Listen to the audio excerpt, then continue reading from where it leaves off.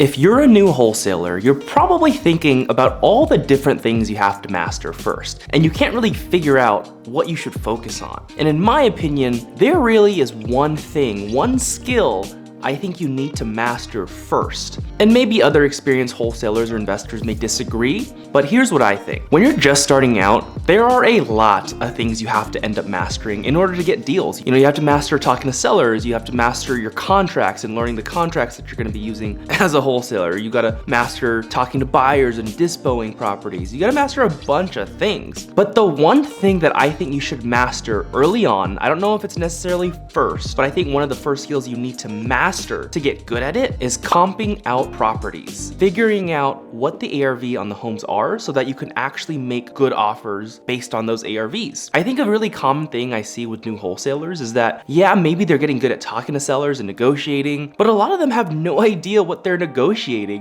They'll just throw out numbers. If a seller says they want $300,000 for a property, they might just say, I can offer $150,000 for it, without really knowing what it's worth after fixing up. And yeah, you probably could get some deals that way, but I think it's much better to understand the ARV of a home. So to understand what a home would be worth after fixing it up, and then understanding how to calculate repair costs so that you can make the best possible offer you can to the seller so that they're more enticed to work with you. I think understanding ARV is kind of that base knowledge as a wholesaler or even as a real estate investor. It's kind of like accounting in business. Like accounting is the language of business. Well, in real estate wholesaling and real estate investing specifically, ARV is a very common base knowledge. So it's kind of like the accounting of real estate investing or wholesaling. If you don't understand it, you're probably not very good at it. And even though I say that understanding ARV is very important, you have to learn it over time. It takes a lot of reps to master it. And even when you get really good at figuring out what a home is worth, ARV wise, no one's ever perfect, because even for people like myself, I sometimes struggle with ARV. I'll try to figure out what the ARV is, and then I'll comp it out to the best of my ability given the comps that are available. And then sometimes I have a hard time gauging, and sometimes I kind of come up with a big range on an ARV.